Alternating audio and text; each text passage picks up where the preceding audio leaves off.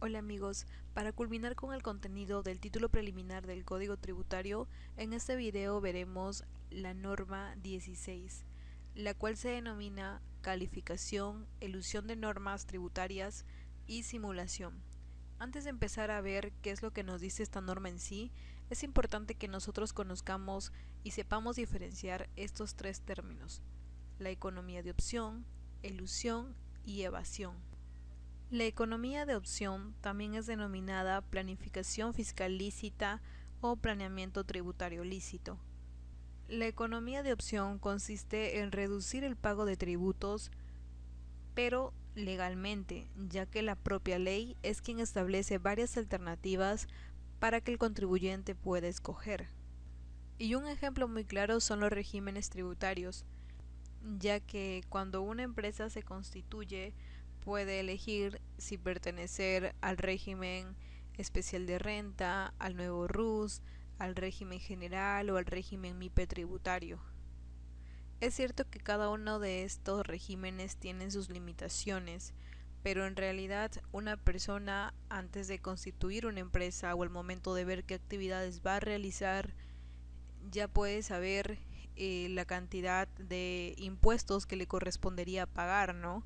Entonces, en realidad, las empresas o las personas cuentan con estas alternativas para decidir qué actividades realizar y a qué régimen pertenecer. Otro claro ejemplo es en el caso de las empresas del sector construcción, ya que en este caso, para efectos del impuesto a la renta, ellos pueden elegir pagarlo en base a dos métodos. Uno es el método del percibido y otro el método del devengado. El método de percibido es cuando se paga la renta cuando el cliente paga. En cambio, el método de devengado es cuando se paga la renta en el momento en que se tiene el derecho del cobro, sin importar si es que el cliente pagó o no. Entonces, aquí el contribuyente va a elegir por cualquiera de estos dos métodos el que mejor le convenga, ¿no? Entonces tiene alternativas. En esto consiste la economía de opción. Asimismo, nosotros sabemos que hay ciertas zonas del país en donde hay ciertos beneficios tributarios, entonces ahí también tenemos alternativas, ya que uno puede elegir y constituir su empresa tal vez en un lugar en donde podría gozar de ciertos beneficios tributarios. Ahora vamos a hablar sobre lo que es la ilusión. La ilusión es cuando el contribuyente ha realizado hechos reales, obviamente con la finalidad de reducir la cantidad de impuestos a pagar, pero aprovechando el vacío o ambigüedad de las leyes, es decir, sin transgredir las leyes, ya que está realizando acciones que son legales, ¿no? Como ejemplo tenemos en el caso del ITAN, que veremos más adelante a través de un ejemplo práctico. Y finalmente, la evasión. La evasión es un comportamiento ilegal del contribuyente, ya que transgrede la ley. Se podría decir que es la manera más absurda de querer evitar el pago del tributo, ya que es ilegal. Por ejemplo, el no entregar comprobantes, el aumentar los gastos, el no declarar todos los ingresos, el realizar compras de facturas para poder aumentar el crédito fiscal, son algunos ejemplos de evasión, comportamientos totalmente ilegales. Entonces es importante, ¿no?, que conozcamos estas definiciones para poder diferenciar qué es una economía de opción, cuándo estamos frente a una ilusión y cuándo es considerado alguna acción como evasión. La norma 16, en el primer párrafo, lo que nos dice es que para determinar la verdadera naturaleza de los hechos imponibles, SUNAT tomará en cuenta los actos, situaciones y relaciones económicas que efectivamente se realicen, persigan o establezcan los deudores tributarios. Este primer párrafo de la norma 16 es considerado como el principio de la primacía de la realidad, o en varios países lo denominan como la doctrina de levantar el velo, refiriéndose a velo como una cortina. Pues como sabemos, el tributo se graba en base a lo que se ve, pero con esta norma, la SUNAT tiene la potestad para grabar más allá de lo que ve. Es decir, se quiere de que se grabe sobre lo que realmente sucede y no sobre aquello que es simulado o sobre aquello que no es real. Para que puedan entender mejor esta parte, lo vamos a ver a través de algunos ejemplos. Este es un caso que lo van a encontrar en muchos libros cuando se habla de esta parte del Código Tributario. Bien, por un lado tenemos a la Marina de Guerra del Perú y por otro lado tenemos a una empresa que se encarga de la crianza y comercialización de aves. Entonces lo que ocurre es que entre ellos se da un contrato de compra-venta, en donde la empresa que se encarga de crianza y comercialización de aves tiene que dar pavos a los trabajadores de la Marina de Guerra. Entonces, ¿qué es lo que ocurre? Vende estos pavos por 1.000.000 de soles. Entonces vemos que el IGB es de 180.000 soles, por lo que el precio de venta es de 1.180.000 soles. Pero lo que el contribuyente quiere hacer es buscar una manera para poder evitar el pago del IGB, ya que es un monto fuerte. Entonces para eso es que la Marina de Guerra con esta empresa se ponen de acuerdo y realizan un contrato de compra-venta, pero por pavos vivos. ¿Por qué? Porque según el decreto legislativo 666, la venta de animales vivos se encontraba exonerado de IGB. Entonces, al realizar este contrato, el pago sería el siguiente: se tendría por valor 1.000.000, IGB 0, ya que los pavos vivos estaban exonerados de IGB, y en precio de venta sería de 1.000.000. Eso fue el primer contrato que firmaron, y a la vez hubo un segundo contrato, que fue por el servicio gratuito de matanza. Entonces, ¿qué es lo que hicieron aquí? Lo que ocurrió es que la empresa que vende los pavos le dijo a la Marina de Guerra: yo te voy a dar los pavos vivos y adicional te voy a dar un servicio gratuito de matanza de pavos. ¿Por qué? Porque los servicios gratuitos que prestan las empresas tampoco están grabados con IGB.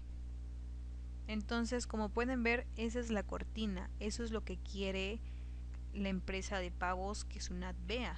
Pero en realidad, lo que ha pasado es que venden los pavos muertos, ¿no? Los pavos beneficiados por 1.000.000 de soles, en donde el IGB tendría que ser 180.000 soles y el precio de venta 1.180.000 soles. Es decir, esto es la realidad.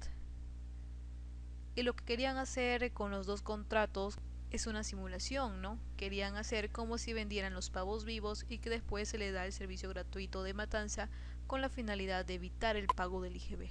Entonces esto solo es una simulación. Pero ¿por qué es que esto funcionó, no? Esto funcionó porque a la Marina de Guerra del Perú el IGB no le sirve, ya que es una entidad pública, y al ser una entidad pública no paga IGB. Es por eso que se pusieron de acuerdo y pudieron realizar esta simulación.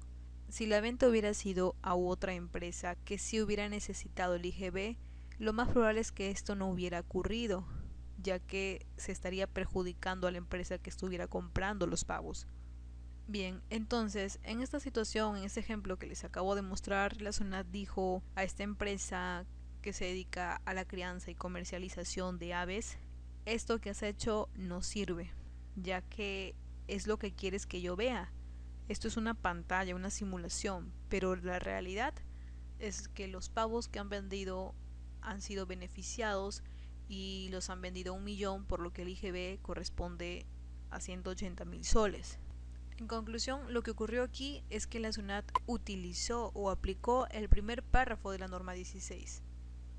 Es decir, que la SUNAT tiene la potestad de poder grabar más allá de lo que ve. Es decir, se puede levantar la cortina y ver la realidad. Es por eso que en otros países lo denominan como la doctrina de levantar el velo. Velo lo entienden como cortina, o sea, levantar la cortina para ver la situación que realmente ocurre y no ver la pantalla o no ver la simulación. Veamos otro ejemplo.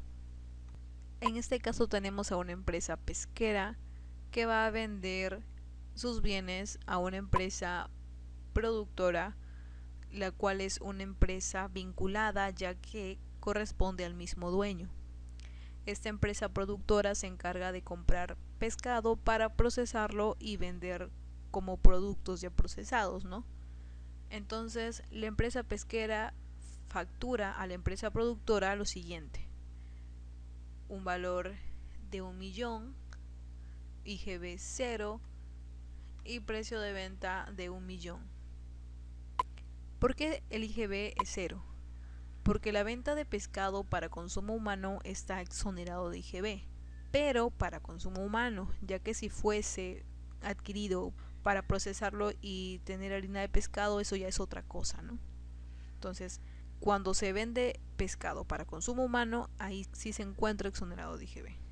Entonces, la empresa pesquera siempre vende sin IGB porque vende productos exonerados, es decir, vende sus pescados para consumo humano.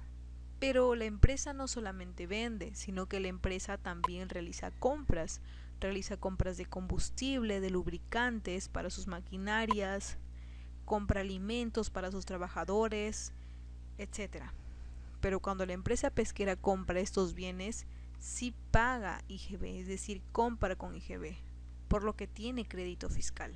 Y este IGB que paga en la compra lo debería de aplicar cuando hace la venta, ya que tiene crédito fiscal que debería utilizarlo contra su débito fiscal al momento de vender. Sin embargo, la empresa pesquera no puede aplicar el crédito fiscal que obtiene al momento de realizar compras. ¿Por qué? Porque al momento en que vende, sus ventas todas están exoneradas de IGB. Entonces, ¿qué es lo que ocurre?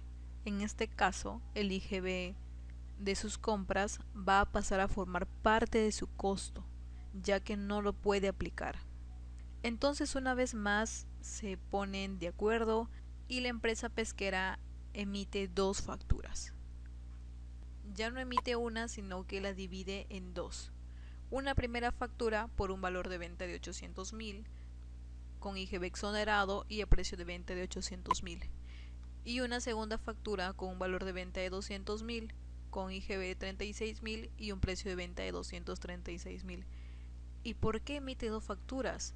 Porque la primera factura, que es en base a 800.000, lo emite por la venta de pescado, y emite otra factura de 200.000, pero por desgaste de redes.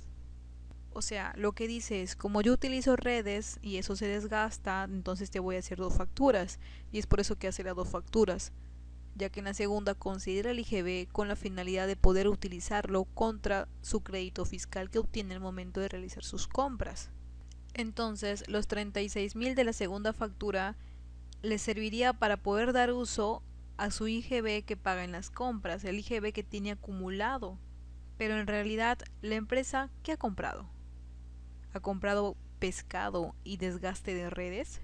No, ¿verdad? Solo ha comprado pescado. Entonces, cuando la SUNAT lo fiscaliza y revisa la factura que se ha emitido por desgaste de redes, desconoce totalmente la operación. Le dice, eso es una pantalla, tu realidad simulada, ya que como sabemos, lo del lado izquierdo es la realidad y lo del lado derecho, cuando dividen la factura en dos, es una simulación. Entonces SUNAT desconoce esa operación. Entonces, como ya hemos mencionado, el primer párrafo de esta norma le da las herramientas a SUNAT para que pueda hacer esto, ¿no? Para que pueda grabar con el impuesto sobre la base de lo que realmente ha ocurrido, dejando de lado la forma o el ropaje jurídico que el contribuyente haya ideado o haya realizado. Entonces, estos dos ejemplos que hemos visto, ¿qué sería? ¿Sería evasión? ¿Sería ilusión? ¿Qué sería para ustedes? Para mí esto sería considerado como una evasión porque están engañando, ¿no? Si hubiera sido real, hubieran mostrado el proceso de cómo lo han realizado, pero aquí están mintiendo al momento de realizar estas simulaciones. Si en el primer ejemplo hubiera sido una operación real, lo que se hubiera tenido que hacer es demostrar todo el proceso, ¿no? Por ejemplo, que los pavos que se han vendido vivos se llevan a un almacén específico y luego viene otra empresa que se encarga de realizar tal vez la matanza. Entonces dejar toda una constancia que demuestre que la operación realmente se ha dado. En este caso de la empresa pesquera, yo creo que no se podría comprobar porque ¿cómo es que se va a facturar por el desgaste de redes, ¿no? En ese caso también se facturaría por usar combustible u otros gastos adicionales. Entonces esto ya es algo improbable, ¿no? Ahora veamos un ejemplo de ilusión. Según las definiciones de la doctrina, la ilusión viene a ser la acción de eludir mediante un ardid, mediante una forma engañosa, con astucia, para poder realizar un menor pago de impuestos. Es decir, es una forma de esquivar algo. Pero la ilusión, a diferencia de la evasión, aquí en la ilusión se utilizan actos que son válidos, actos que son legales, actos que tienen sustento, pero que se ha hecho obviamente con la finalidad de reducir el pago del tributo, con la finalidad de eliminarlo o de impedir el pago del tributo. Entonces veamos este ejemplo, el ITAN. ¿Qué es el ITAN? El ITAN viene a ser el impuesto temporal a los activos netos. El ITAN viene a ser un impuesto que grava o que afecta la propiedad de bienes y derechos que poseen las empresas, solo las empresas. Por ejemplo, en el año 2021 uno va a pagar el ITAN que se determina, pero en base a los activos netos que la empresa tiene al 31 de diciembre del 2020. Entonces en el 2021 se paga en base a activos netos de la empresa, pero del año anterior. Entonces veamos el siguiente ejemplo. Supongamos que tenemos un balance general. En el balance general acá tenemos lo que es el activo, el pasivo y el patrimonio, con los siguientes datos. En el activo contamos con efectivo, cuentas por cobrar, existencias, activo fijo y los montos que aparecen en pantalla. Y esto suma un total de 38 millones. En el caso del pasivo se cuenta con cuentas por pagar para proveedores y cuentas por pagar a bancos. Y en patrimonio tenemos el capital de 20 millones. En total la suma es de 38 millones. Entonces, ¿qué es lo que ocurre, no? Aquí vemos que la empresa tiene una deuda por pagar a sus proveedores de 2 millones, pero también vemos de que cuenta con efectivo de 3 millones. Entonces, esta empresa tiene para pagar a sus proveedores hasta el 2 de enero, ya que esa es la fecha que ellos han pactado, ¿no? Pero como están cerrando el año y tiene efectivo, entonces lo que hace la empresa es pagar una cierta cantidad. Entonces conversa con su proveedor para que le pague por adelantado una cierta cantidad de dinero. Entonces supongamos que paga 1.900.000. Eso quiere decir que de efectivo queda ahora 1.100.000 y en cuentas por pagar 100.000, ya que se ha pagado 1.900.000. Entonces los totales cambian y el total ahora sería de 36.100.000. Como vemos, la empresa ahora cuenta con un menor monto que corresponde a sus activos netos, que es en base a lo cual se calcula el ITAN. De todos modos, para la empresa considera que este monto es grande, entonces, ¿qué es lo que decide hacer? Como aún cuenta con 1.100.000 en efectivo, lo que decide hacer es comprar maquinarias que la empresa utiliza. Pero tenemos que tener en cuenta que las maquinarias adquiridas hasta con 3 años de antigüedad no forman parte de la base del ITAN. Entonces lo que aquí ocurriría es lo siguiente. La cuenta de efectivo quedaría en 100.000 soles y la cuenta de activo fijo aumentaría a 21 millones. Pero el ITAN se calcularía en base solo de 35.100.000. ¿Por qué hay un millón que no lo consideramos?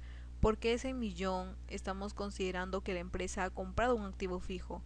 Y acabo de mencionar hace un momento que las maquinarias que una empresa adquiere hasta con 3 años de antigüedad no forma parte de la base del impuesto del ITAN. Entonces el ITAN se calcularía solo en base a 35.100.000. Comparado con los 38 millones que tenía al inicio, ahora estaría pagando una menor cantidad de impuestos. Entonces, esta situación, ¿es ilegal que el contribuyente pueda pagar por anticipado sus deudas a sus proveedores? porque la deuda que tenía vencía el 2 de enero del año siguiente. ¿Es ilegal que la empresa pueda comprar maquinaria que sí utiliza? No, ¿verdad? Porque todo es legal, porque la ley lo está permitiendo y hay pruebas en este caso. Entonces aquí vemos que estamos frente a un tema de ilusión, ya que este contribuyente ha tratado de disminuir sus activos netos con la finalidad de pagar menos impuestos. Pero como vemos, esta situación afecta a la recaudación. Entonces, para combatir la ilusión, en la norma 16 encontramos el siguiente párrafo. En caso que se detecten supuestos de elusión de normas tributarias, la SUNAT se encuentra facultada para exigir la deuda tributaria o disminuir el importe de los saldos o créditos a favor, pérdidas tributarias, créditos por tributos o eliminar la ventaja tributaria sin perjuicio de la restitución de los montos que hubieran sido devueltos indebidamente.